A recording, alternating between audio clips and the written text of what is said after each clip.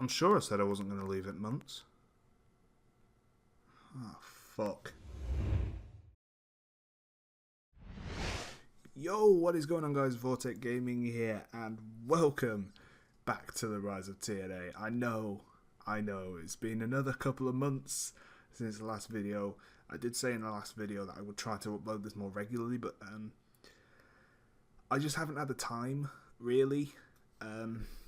And also, I haven't uploaded FM in a while either. Well, I've not really uploaded anything in quite a while. The main reason for FM is that I've just not been feeling it recently. I've not been enjoying the game, so I thought I'll put it down for a bit, and I'll come back to it. I've been playing some H1Z1 and DayZ in the meanwhile, in the time being. Take your pick. Yeah, they're fun games, man. I'm getting a new PC. I am getting a new PC. I ordered it the other day. It is coming. So hopefully we should be able to kind of upload more stuff and become kind of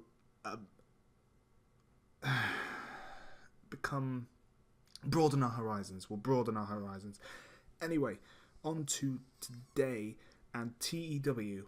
Yes, TEW's 2016 has been confirmed, which is the main reason that I've started playing TEW 2013 again, because I want to get into that kind of, mindset. I want to try and, hey, I want to get back into the game, basically. I want to get back into TEW in, time for the release.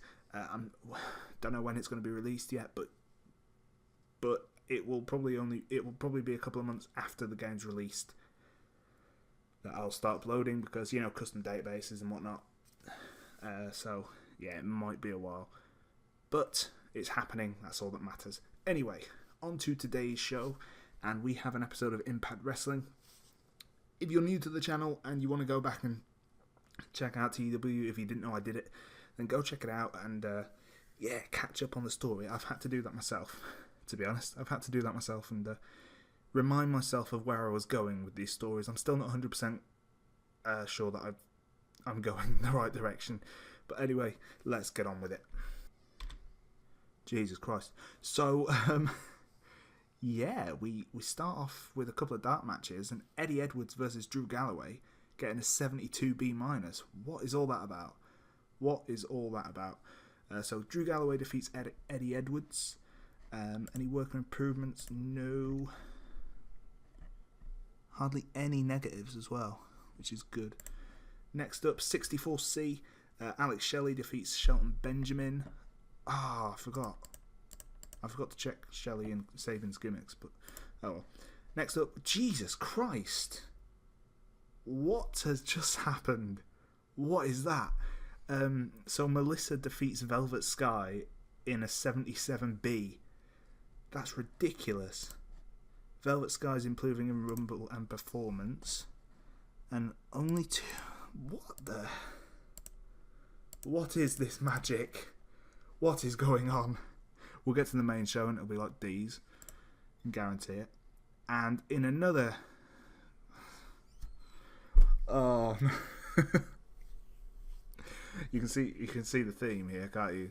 The pre-show is going to be amazing, and anyway, Red Dragon defeat Bad Influence. Bobby Fish defeats Christopher Daniels. Next up, Lashley defeats Hernandez in a 63C. Hernandez is only an enhancement talent on this, apparently. Only 3 penalties, which is decent. But yeah, enhancement talent. I thought he would have been a bit better than that. And, that was a bit of a... Then again, it has got Charlie Haas in. But, yeah. Chris Sabin defeats Matt Jackson and Charlie Haas in 940, in a 64C. Sabin's cocky face gimmick only got 50. That's probably because he's a heel. That's probably the reason. Oh, dear. Anyway, let's go on with the main show. So the show opens with a video showing officials rushing around backstage. Medics are attending to someone, and the camera eventually reveals that it's Bobby Roode, who made his return last week, who has attacked the It Factor. Questions. So Jim Ross, Mike Tenay and Taz are now shown sat at their usual place at ringside to open the show. JR says, welcome everybody to Wednesday Night Impact. I'm Jim.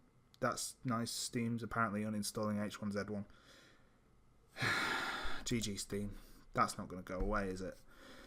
We'll work around that. It's actually not going away, is it? Okay, so we'll just continue with that in there. Where did I get to? Anyway, I'm Jim Ross. Beside me are my broadcast colleagues Mike, TNA and Taz. And guys, our main story tonight, Bobby Roode found unconscious backstage just moments before the start of the show. Whew, I'm out of breath. I don't know why. It's been a while since I've done this. Jesus. TNA then says, absolutely JR, Roode, who returned to Impact after a short break last week, was beaten up pretty bad, and the worrying thing is we don't have any idea who the attacker is. Taz then goes on to say, we don't have any proof, but after Roode's announcement that he was coming for the world title after MVP's rematch, I'm fairly sure that we all suspect the BDC.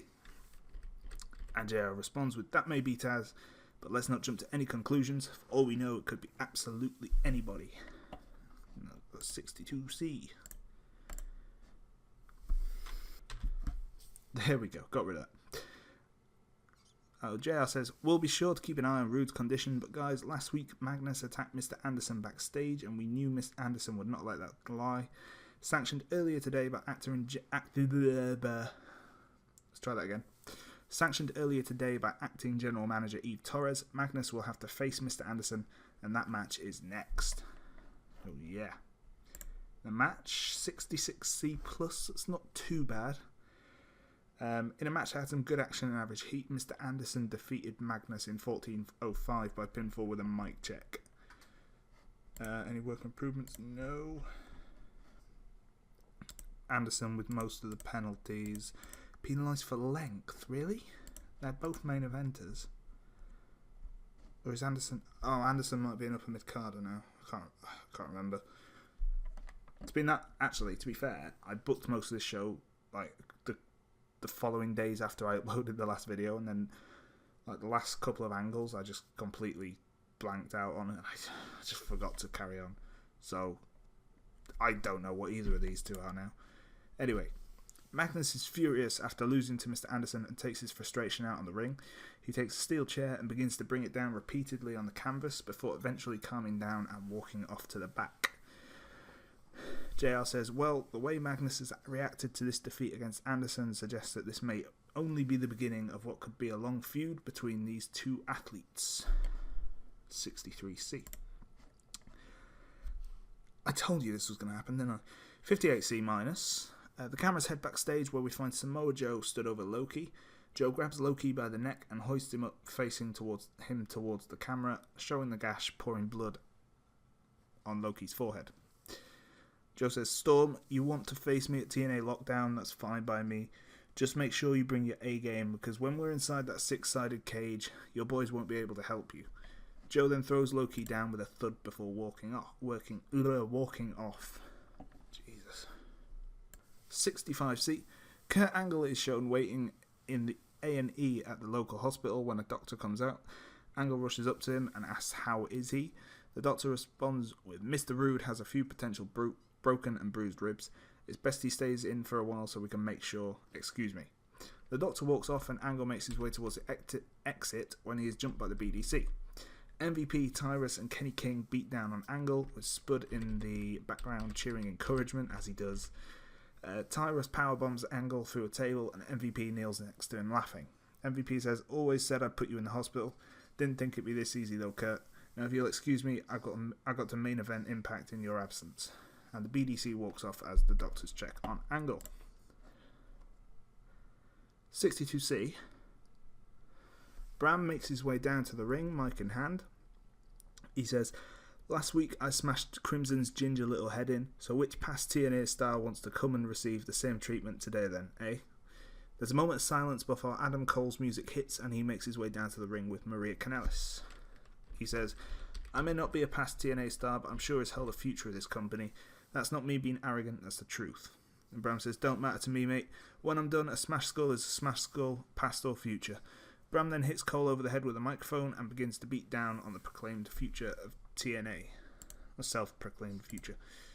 Moving on, and the match 63C. Not brilliant, but moving on. Moving on. Oh, I say that way too much. So, in a match that had some good action and average heat, Bram defeats Adam Cole in 11 minutes by pinfall with a velvet noise, following interference from Drew Galloway. No work on improvements.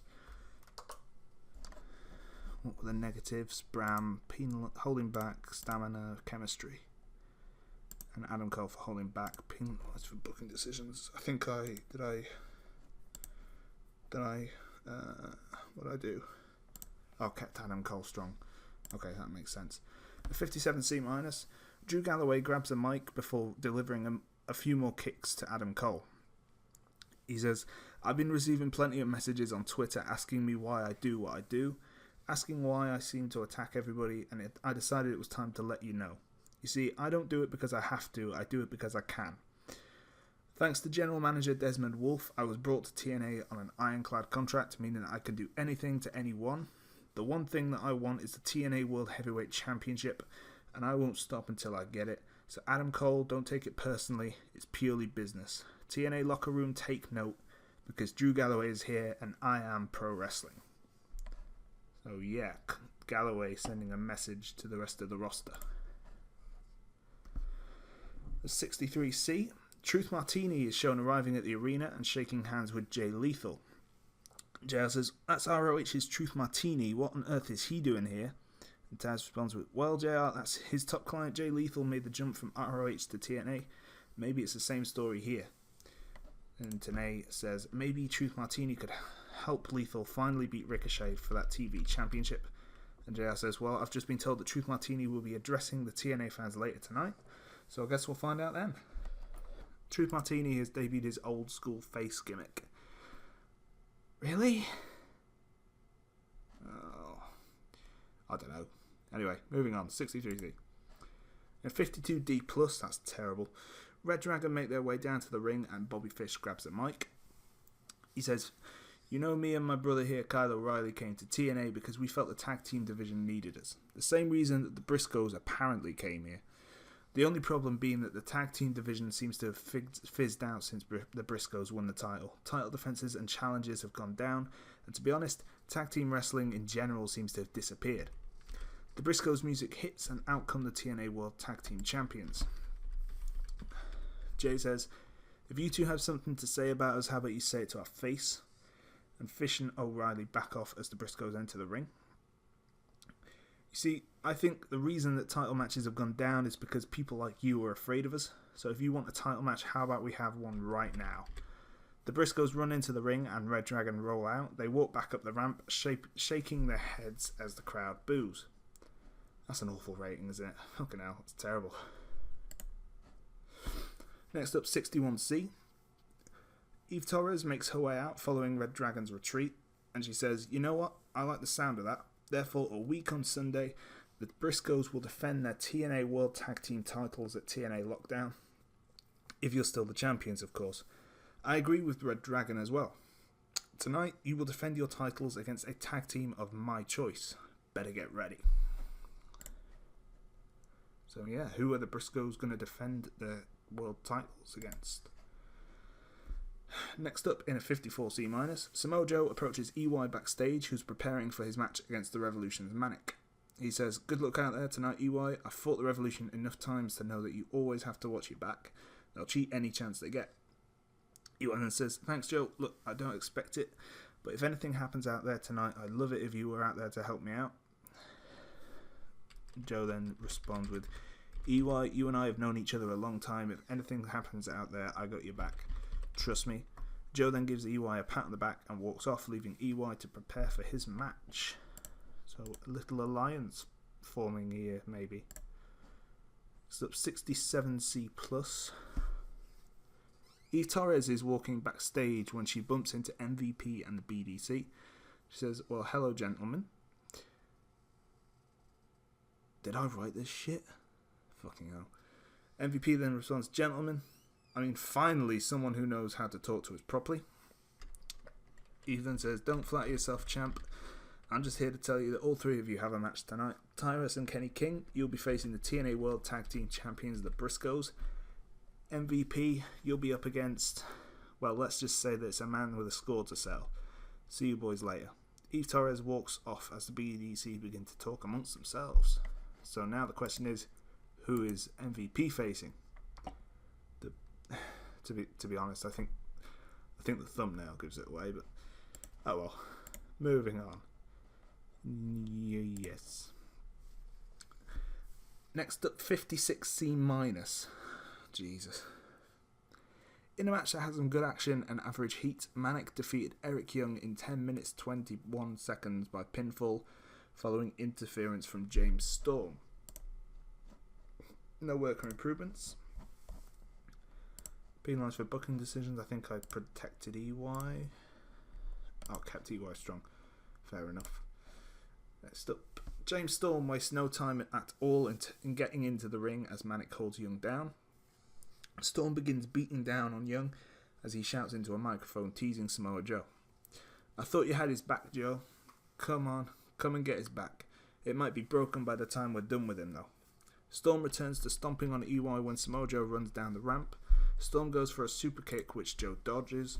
Joe clotheslines Storm, who quickly rolls out of the ring and backs up the ramp. Joe then turns his attention to Manic, who's still delivering kicks to EY because he's blind or stupid, I don't know. As Manic turns around, he's met with a kick to the gut, and Joe hits the muzzle buster. Joe then points towards Storm before helping EY to his feet. So there we have it. There we go. 54C-.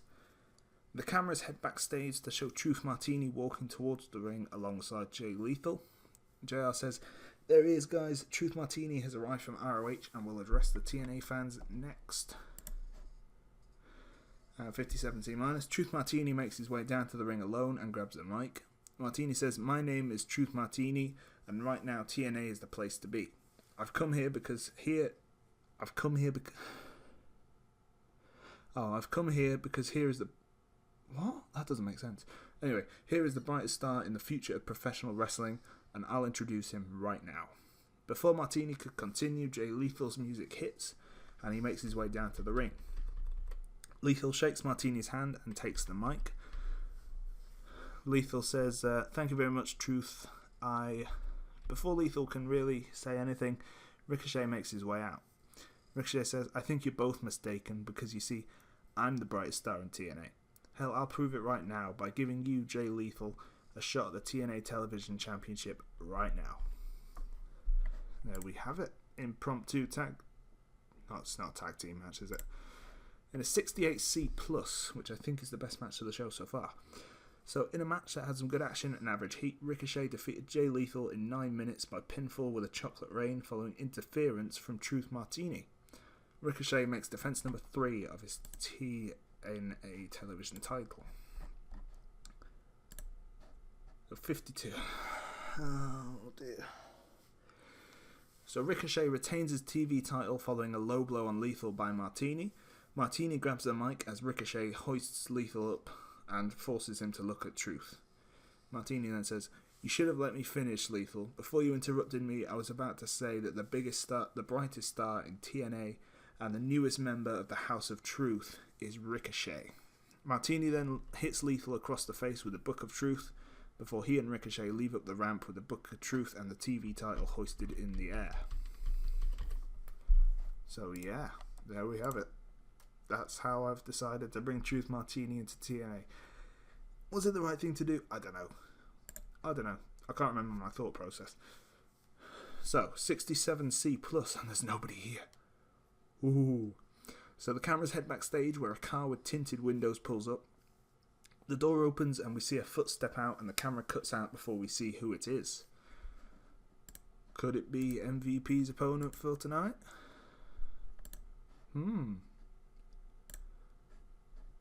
Jesus. Oh, okay, I'll take it, but, you know. 79B. In a match that had some good action and average heat, the Briscoes defeated the BDC in 13:22 when Jay Briscoe defeated Kenny King by pinfall with a J Driller. The Briscoes make defense number 1 of their TNA World Tag Team titles.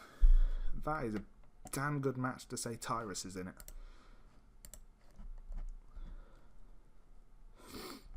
I do think that the Briscoes chemistry helped. I do.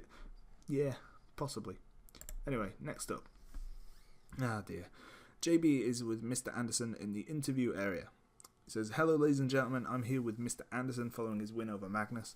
Ken, you must feel confident that your win tonight over a former TNA World Heavyweight Champion must put you higher up the order and closer to a world title shot." Before Anderson can respond, he's attacked from behind by Magnus. Magnus throws some punches before hitting a tormentum. He then spits in Anderson's face before walking off laughing. So, yes, obviously this feud not over. 67C+. MVP is waiting in the ring to find out who will be facing in tonight's main event. He can't believe it when Bobby Roode's music hits and the it factor of professional wrestling makes his way out, his ribs taped up following the attack earlier. Roode then says, "MVP, you and your goons may have tried to take me out earlier, but you of all people should know that Bobby Roode doesn't quit. I'm going to pin you in the middle of that ring and get myself a title shot, and you'll learn that it pays to be rude." And there we have it, 67C+, and the match itself, 67C+. Ah dear. In a bout that featured great action and a good crowd. It's because it's the fourth time this match has been done. Oh, that could have been fantastic. That could have been an amazing main event. Oh dear. In a bout that featured great action and a good crowd, MVP defeated Bobby Roode in 17 minutes by pinfall with a malicious intent, following interference from Spud. MVP improves in performance skills. Man, I've just realised I've done absolutely nothing with the knockouts in the show. But anyway, burnt out crowd, repetitive booking. Could have been amazing. Could have been amazing. Unfortunately, 67C+. Next up, 63C. So MVP doesn't even thank Spud for the assist. Instead, he continues attacking Roode, shouting at him while stomping on the former world champ. "Angle isn't here to save you this time, Bobby. Tonight, I let you know that it pays to be BDC." MVP then hoists his title in the air to a chorus of boos as the show ends. Man, that main event could have been so much better. So much better. The final show rating, 68C+, increases our popularity in 22 regions, but loses us popularity in 6 regions. Ah, that's annoying. That's annoying. Imagine if that main event reached its full potential, man. Could have been incredible. So, we've got some emails waiting. Let's go and check those out. So, Virgin Media have rejected the request for negotiations as we're already in a deal with one of their rivals. Oh, man. I think Virgin Media would have been on a... Wait, is that TV or... I don't know if that's TV or if it's pay-per-view. But anyway, TNA Explosion gets a 0.03 rating on Challenge, and Impact gets a 2.85 rating on Spike, which is the same as the last episode. So, consistency. That's all I'm going to say. Consistency. Jeff Hardy's still on... I can't remember how long I put him on vacation for. It should tell us somewhere, shouldn't it?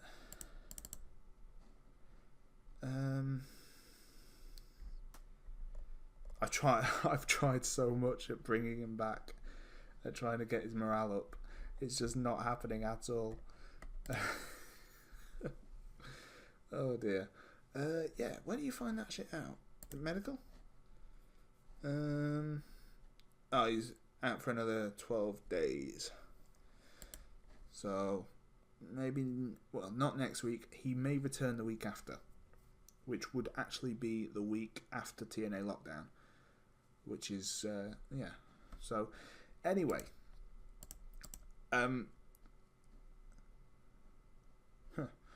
Anyway, yes. So that's going to be it for this episode, guys. If you liked the episode, then obviously let us know what you thought in the comment section, and leave a like. Helps. That's all I'm saying. And yeah, I'll try and not be so out of breath next time. I don't know what happened, mate. I don't know. Probably because I'm a fat bastard. I don't know. But anyway, I'm not that fat. I'm not that fat that I'm out of breath when I speak. I don't know what was going on. But anyway, I may have to turn... what's that? There's a thing in the settings where it... where you can actually get rid of the repetitive booking thing. I may turn that off. Let us know what you think about that in the comment section. And yeah, that's it really. I will probably be more consistent with this now that TW 2016 is going to come out. I want to get through this and get some more shows done, carry on a bit more. And yeah, so anyway, we're going to leave it there. Thank you very much for watching, guys. I will see you in the next episode. Peace.